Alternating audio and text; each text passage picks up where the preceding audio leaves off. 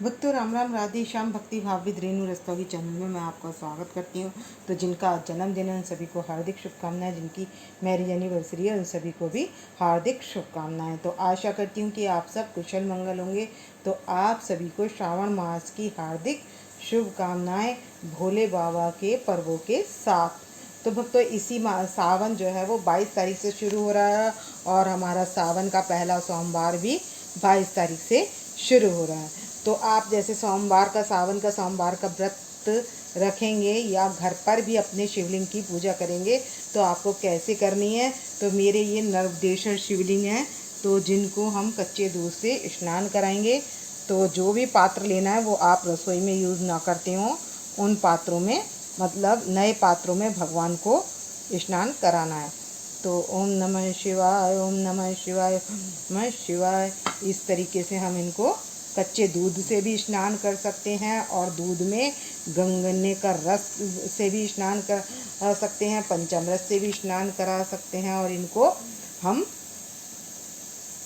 शहद से भी स्नान करा सकते हैं। तो आप हर दिन अलग एक एक चीज़ से भी स्नान करा सकते हैं। जैसे आज कच्चे दूध से कराया तो कल शहद से करा दें और इस तरीके से आप इनको स्नान करा सकते हैं। तो इसके बाद मैं करा दूंगी इनको शुद्ध जल से स्नान।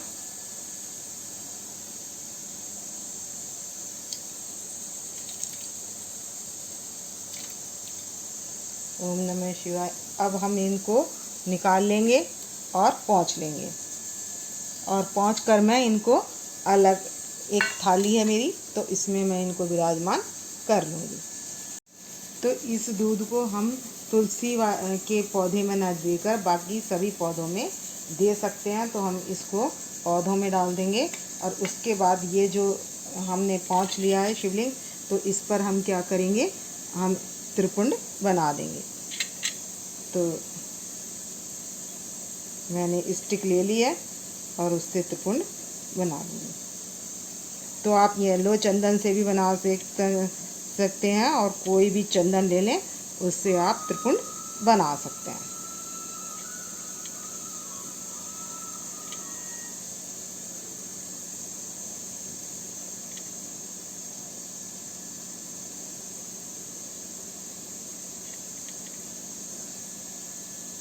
तो ये मैंने त्रिपुंड बना लिया है और अब रोली से तो इस पर मैं रोली से बीच में त्रिपुंड बना दूंगी इस तरीके से। ये बना दी भगवान शंकर की तीसरी आँख।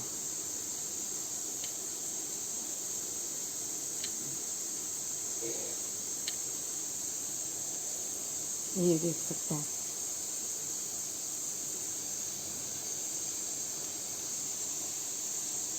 अब करेंगे हम भस्मी से श्रृंगार। तो ये जो बेलपत्री है हम इस पर भी चंदन से क्या करेंगे, लिख लेंगे राम राम।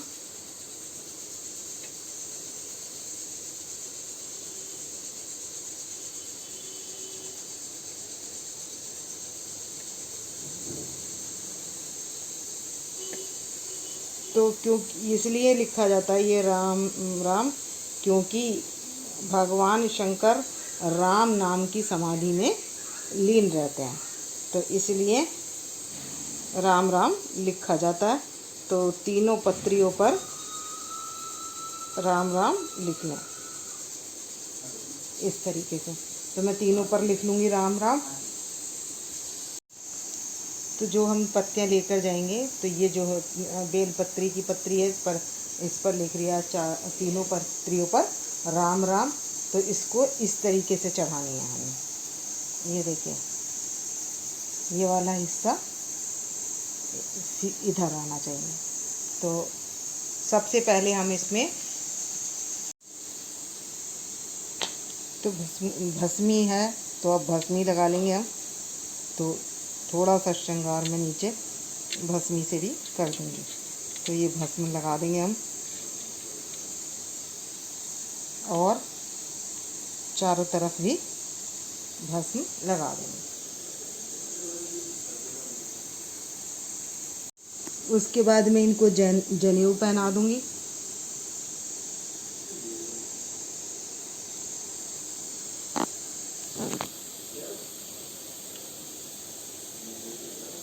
और उसके बाद ये रुद्राक्ष है जो भगवान शंकर को चढ़ाया जाता है।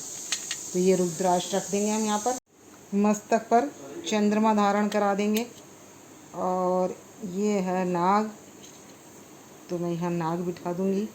और इसके बाद हम इनको जो अक्षत है तो वो हमने पानी में भिगो कर रखने हैं और देख लेना है कोई भी दाना हमारा खंडित नहीं होना चाहिए। तो जब हम अक्षत चढ़ाएंगे तो इसमें से चढ़ाते जाएंगे। ओम नमः शिवाय अक्षत समर्पयामि। तो हम अपने भोले बाबा को अक्षत समर्पित कर देंगे। और उसके बाद बेलपत्री, ओम नमः शिवाय बेलपत्री समर्पयामि। तो इस तरीके से हम बेलपत्री समर्पित कर देंगे। और यहाँ पर मोली समर्पित कर देंगे। ओम नमः शिवाय मोली समर्पयामि। और आप कोई भी वाइट फूल समर्पित कर सकते हैं। ओम नमः शिवाय पुष्पम समर्पयामि। और ये है आप भांग धतूरा और यह है शमी का पत्र। तो ये शमी पत्र भी ओम नमः शिवाय शमी पत्र समर्पयामि। तो इस तरीके से जो भी चीज़ हम चढ़ाते जाएंगे और इनको समर्पित करते जाएंगे। तो हम कमल का पुष्प भी समर्पित कर सकते हैं और वाइट पुष्प भी समर्पित कर सकते हैं। आक का पुष्प, भांग धतूरा, आक, ये सब चीज़ें भोले बाबा को चढ़ाई जाती हैं। तो जो भी आपको मिल जाए, जो भी हो वो आप चढ़ा दें। भांग धतूरा ज़रूर से चढ़ाएं। और जो भी फूल मिल जाए आपको, अगर आक का फूल ना मिले तो आप वाइट पुष्प भी चढ़ा सकते हैं। और ये है रुद्राक्ष की माला, तो ये भी हम यहाँ पर चढ़ा देंगे।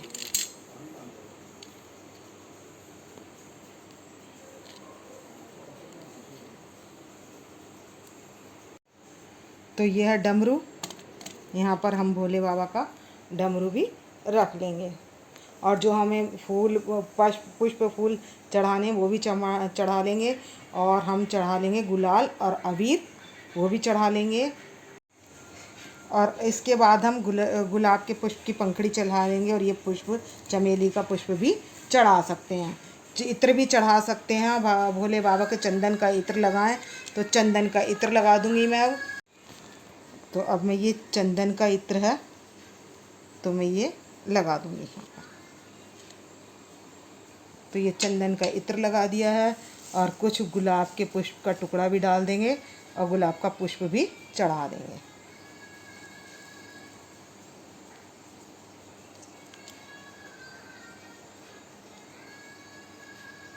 इस तरीके से गुलाब के पुष्प का टुकड़ा भी हम चढ़ा देंगे।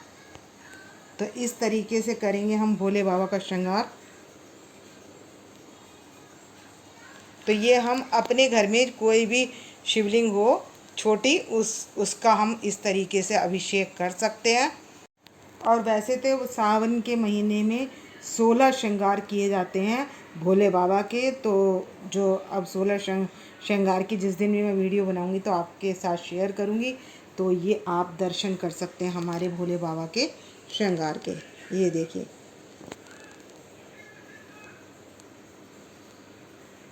मैंने चमेली के पुष्प वगैरह चढ़ा दिए हैं।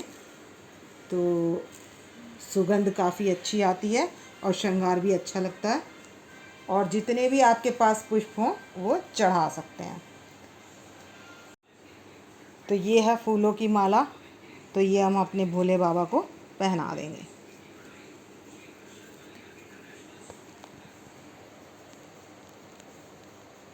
मैंने खाली प्लेट रख ली है तो हम अपने भोले बाबा को ऋतु फल भी अर्पित कर देंगे।